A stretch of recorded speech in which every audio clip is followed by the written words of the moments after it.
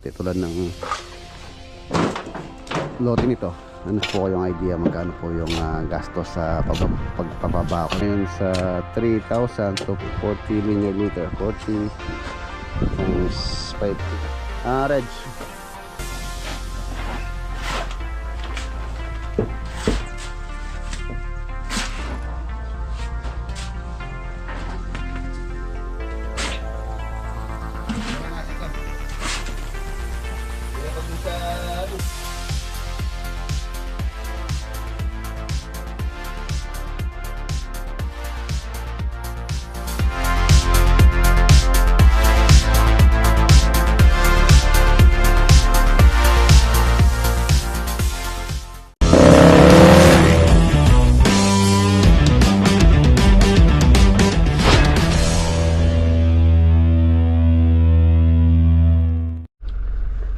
good morning.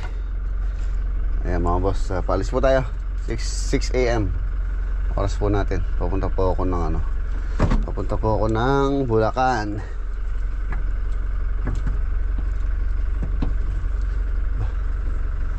Parang malambot yung gulong ko. Labing ako ng gulong.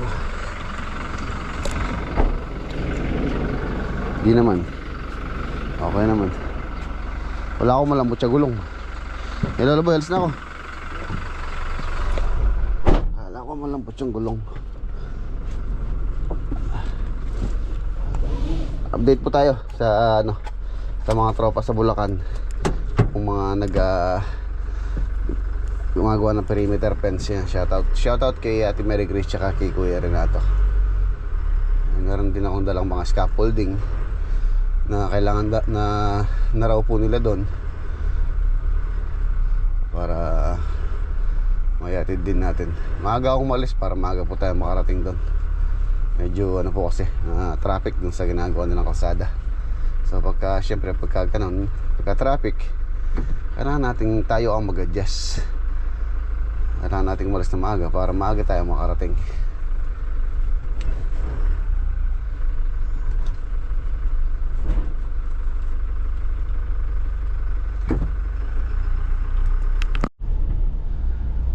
Ayan mga boss, nandito na po tayo dito sa Angat. Umalis tayo sa bahay ng alas 6 ng umaga. So time check alas 7:36. Halos sa isang oras at kalahati na po tayong bumabiyahe. Malapit na po tayo siguro mga ano na lang 15 minutes nandun na tayo sa project.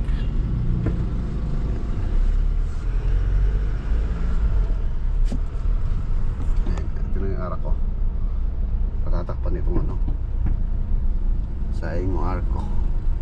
Angat, welcome to Angat, Bulacan.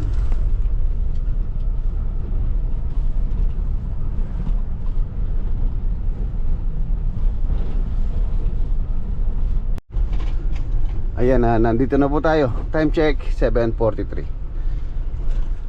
Isang oras tsaka 43 minutos ang biyahe natin.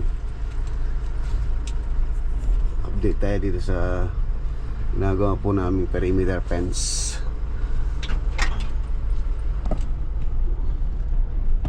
Ayan. Nandito na tayo. Bumili ako ng ulam. Ay mga boss, maiba naman ngayon. hindi po puro isda. Bumili muna ako ngayon ng karne. Mag-aano muna kami.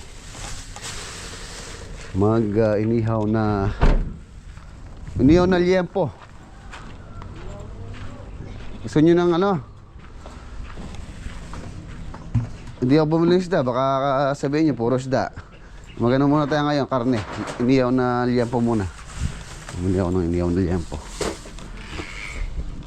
Yung shoutout kay Kuya Renato saka kay Ate Mary Grace. Yun. Dami pala nito. 2 kilo. Diba?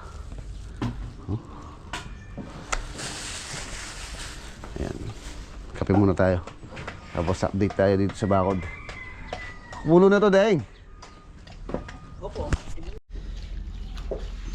Naparami yung nabili ko. 2 kilo. Siguro ito okay na to. Yan. Ano lang nila mamaya. Adobo. Pwede pa yun. Ilan ba tayo dito? Ilan kayo dito, Ben? Anim.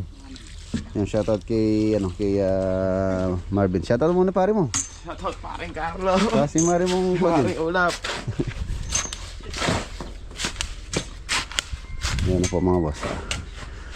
In-start namin to nung Monday. So pang 5 days pa lang nila ngayon. Ayun na. Halos sagad na po yung asinta niya. Kapantay po ng bahay nila, yung wall. Tapos ito, tulad ng design niya, grills na lang po to. Mas maganda po kasi yung ganyan na medyo open pa, hindi yung taas yung asintada. Wala nang papasok na hangin.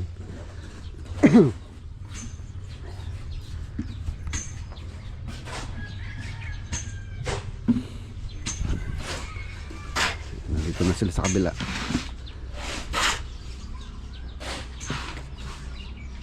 Pare, makalawang natin tanong ganang kay pare. Ah. Ang ganda ng kulay ng buhok mo pare ah.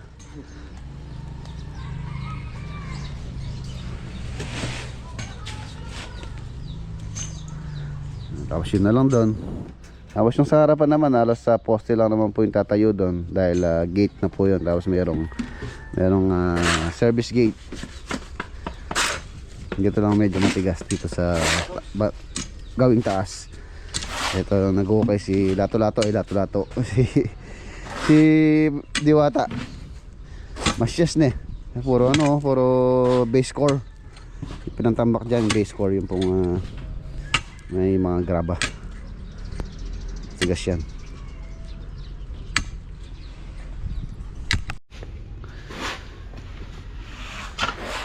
$210 square meter daw po itong nabili nila Ate Mary Grace na lote na to, tsaka ni Kuya Renato. So malaki siya, halos kasing laki nung kasing laki po nung project namin sa San Fernando kung tutusin. Yung sa San Fernando 211 po yun, halos sa 1 square meter lang yung kanyang difference. Pero yung orientation ng lote hindi siya yan, tulad na sabi dati, tulad ng lote nito, hindi siya escolador. Pag ganyan siya, halos pag ganyan doon, ganyan siya doon. Tapos sa pag-uusapan na po namin yung balak nila Kuya rito, nila Ate Mary Grace, para daw dire-diretso na. Pagkatapos itong bakod, susunod na yung yung balak nila.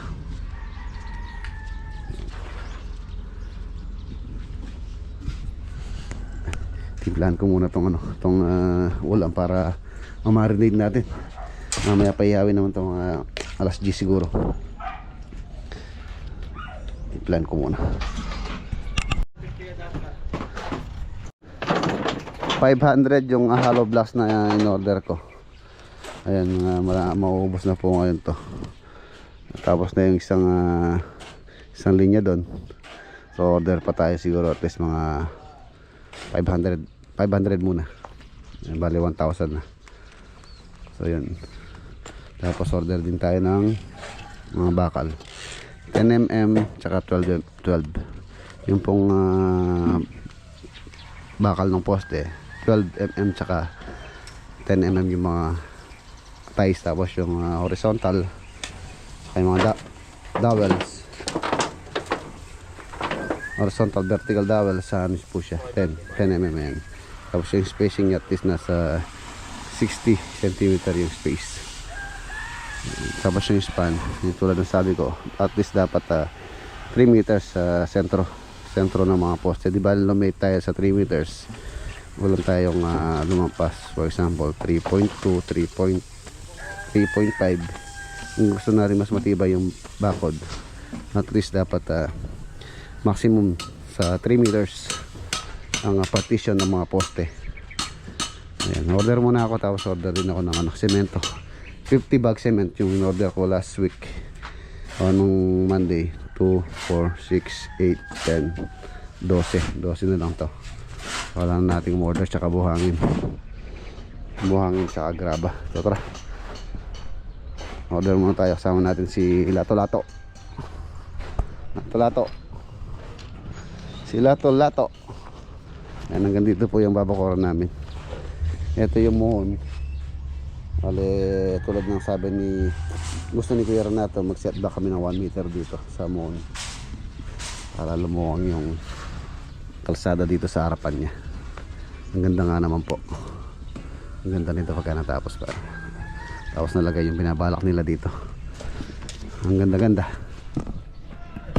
Presyo na. Okay, nandito na po kami in Lato-Lato. Lato-Lato, sakto-sakto, break time, alas 10 na. Bili ka ng ano, Lato-Lato ng uling, iiyaw tayo ng liampaw.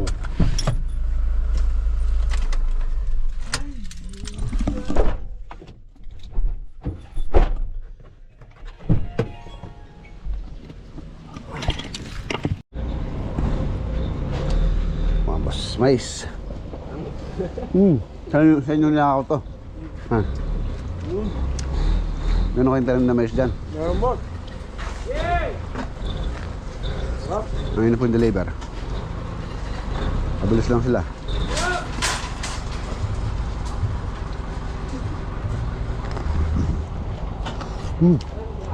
Mabilis. Ayan mga boss, oh. Mataas na kagad. Every 3 layer horizontal po.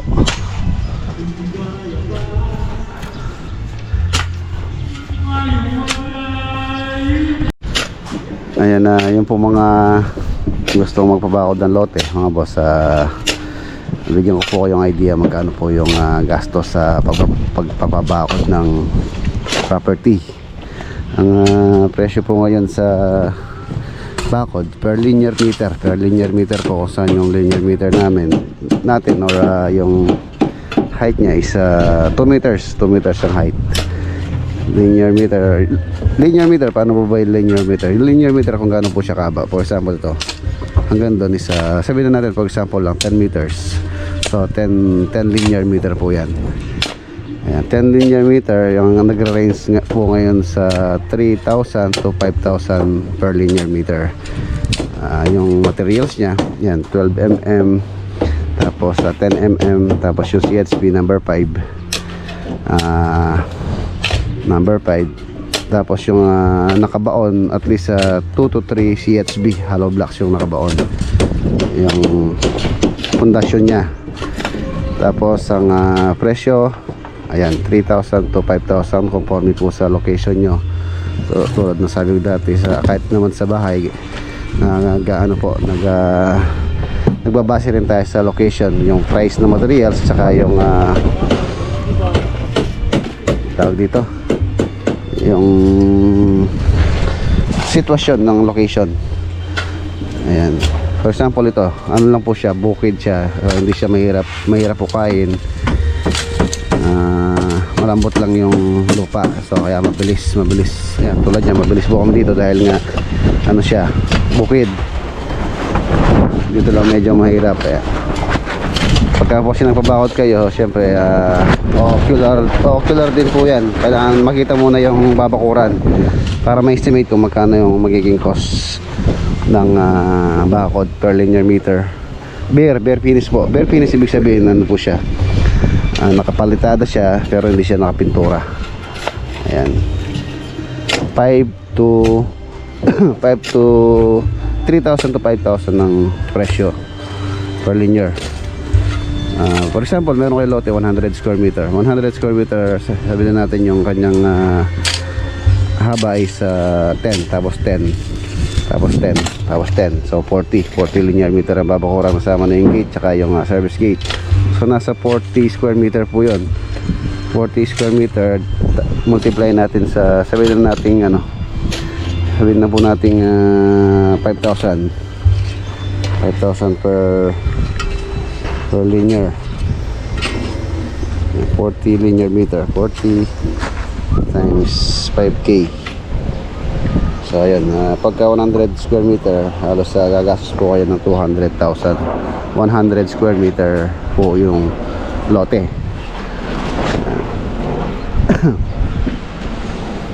Sukatin po kasi yung perimeter nya para makuha kung ilang linear meter.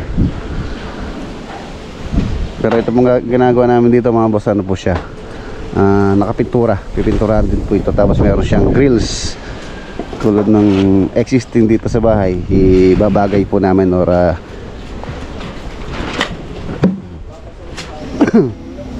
kamukha po ito nung bakod ni owner para siyempre parehas. Ayan, tulad yan, ano na po yan, grills na yan hanggang doon, kapantay po ng bakod nila. Tapos nakapintura siya. Tapos may gate din. Yung gate, siyempre yung gate doon po sa 5,000, ano lang po yun, GI or hindi siya stainless. Yung stainless po kasi medyo may kamahalan yung stainless. Ayan, kaya 5,000 ang presyo. Pagka ganun 5 to 3,000. Pagka siguro kasama na pintura, more or less mga 8,000, mga ganun, 8 to 10,000 per linear. Conforme din po sa finish ng bakod.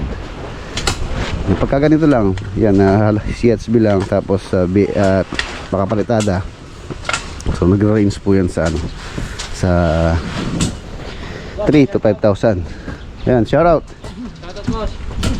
Makikita nyo sa Anong pangalan mo, bossing? Reg. Shoutout, boss Ray. Ano pangalan mo, boss? Kung ano kayo kay boss? Romelio. Romelio. Ayan, sa hardware dito sa may ano, sa may Angat. Ano pangalan ng hardware nyo? GSSP. GSSP. Yan, hardware dito sa Angat. Yan po kami order na materials. Materials.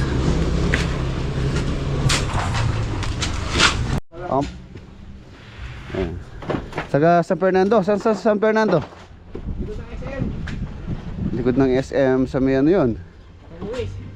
San Luis? Oh, hindi sa SM, hindi sa walang San Luis sa likod ng SM. Ano na yun? Siguro Mexico. Mexico.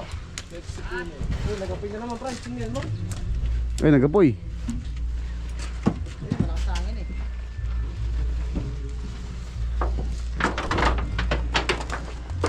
Nagiyaw na siya, no? Lato-lato. Niyaw na liempo ang aming panangalian.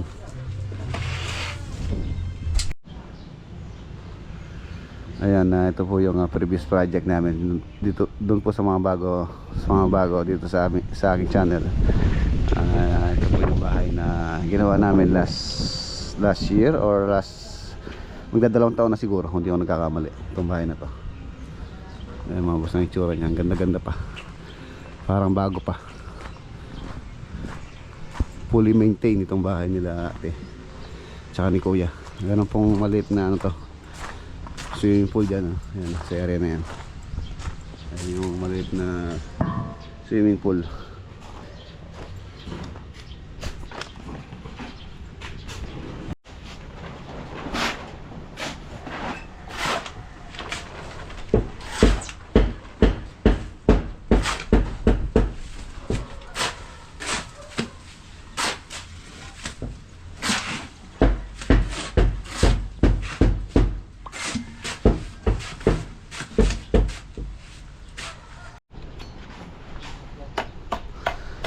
Mamaya mabubuhasan na rin ito mamaya to, mga poste.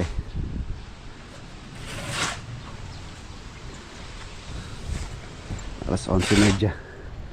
Luto na, patani. Luto na yung ulam. Yun, sarap. Chop chopping natin mga boss para pagano sila mamaya. Gasan ko muna tong ano, chopping board. Gasan muna natin. Okay.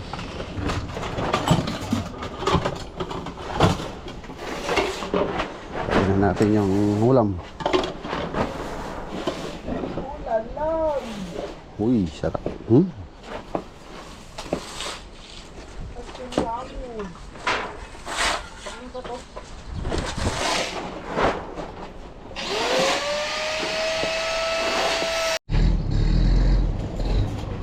Yung buhangin.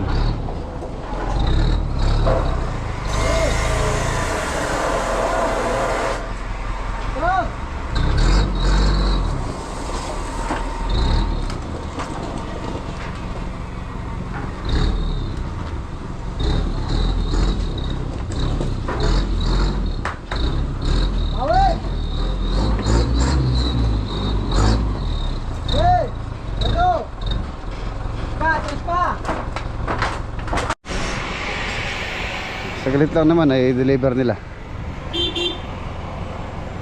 O sa na po, dadala na ako ng scaffold dito para pagka palitada sila, karoon na silang magagamit.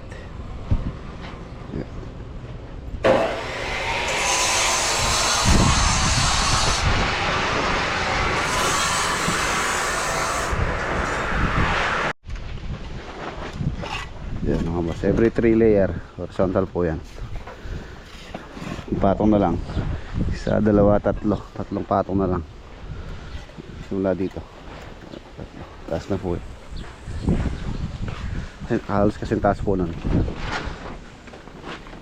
Kain tayo. Kain na tayo. Ito pa yung daon ng banana, oh. Banana leaves. Okay na. Pitong takip lang ng ano yan eh. Saan yung ulam? Nala yung ulam nila. Oh, pa. Sus. Kain na. Pahinga na kayo, pahinga.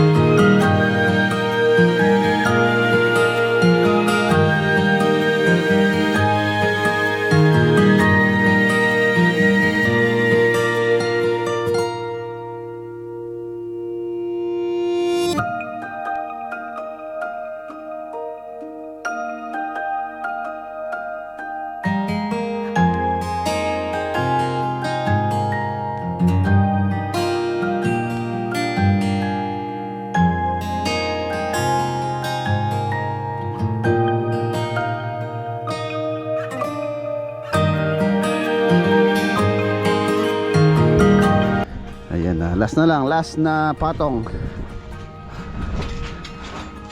Bale yung nakalubog po dyan na nasa dalawang hollow blocks ang nakalubog.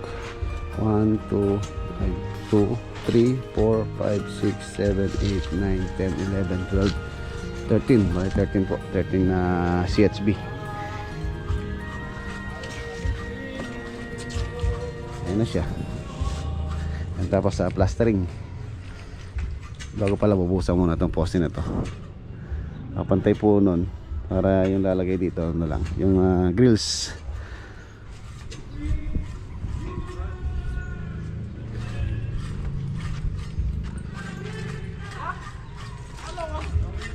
Happy birthday.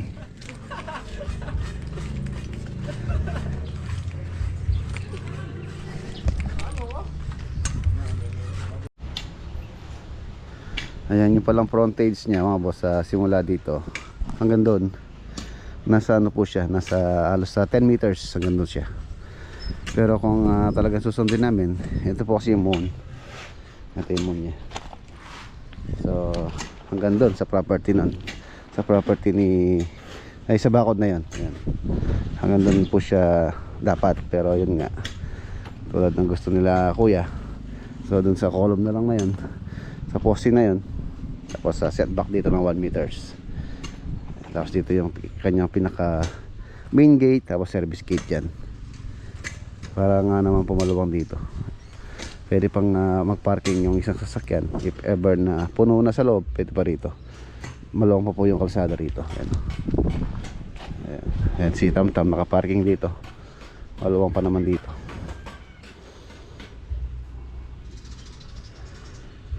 $210 square meter. Ayan, yung pong price kanina, tinuulit ko, Yung bare finish, yung pong height nun per linear meter 3,000 to 5,000 per linear meter. 2 meters height yung pong bakod. Bali dalawa po yung nakalubog, dalawa or tatlo, conforme po sa sa ano ng lupa, sa sitwasyon. Kung medyo malambot, so kailangan laliman. Pero kung matigas naman tulad yan, ano po yan, bukid na yan, so ano po yung lupa dyan maganda. So dalawang hollow blocks po yung nakalubog doon. Ganon din dito, dalawang hollow blocks. Ito matigas po to. Ano, nahirapan mag-ukay si Diwata. So yan, to height 2,000, height 2,000 tuloy, 3,000 to 5,000. Bare finish po yun, wala po siyang pintura, ano lang siya, plastering lang siya. Tapos yung gate ano lang yung gate, GI siya, hindi siya stainless or parang ganyan, tubular na gate.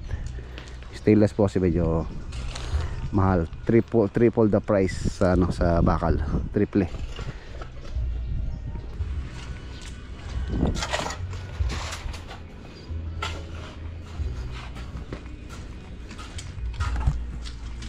Five days bukas puporma ng poste, palitada. Yun o, lelot mais. Ayan, anong Tagalog kanina? Hindi ko alam po. Aros kaldong mais. Lelot mais mga boss. Maraming salamat sa biyanan po ni Lato-Lato. Binigyan kami ng merienda ni Lonjin. Wow, ligay dito. Merienda ulit tayo. Tapos na po kayo magkape. Nagano lang kami, ayun, Paji bar. Hindi nga naubos eh.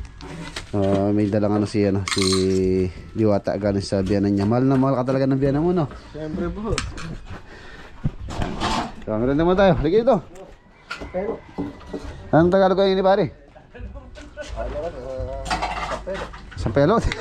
Sampelot. Ano? Pampangan niya naman ito eh. Walang gatas. Walang gatas. Ginataang mais, no? Ginataang mais. Sa Pampanga kasi, tawag namin dito lelot mais. Yung lelot, ano yun? Aros kaldo. Lugaw mais. Ginataang mais pala yan. Magaling niya talaga yung touch. Diba pa? Maraming salamat po sa biyanan ni Patani. Lato-Lato.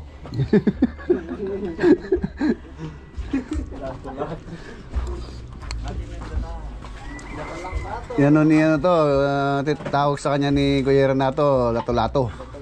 Yung iba nangyari po, tawag sa kanya ni Kuya Renato, Lato-Lato. Pero ang real name niya, Lonjin. Tapos ang AKA niya si Diwata. Tapos Patani. Marami siyang nickname.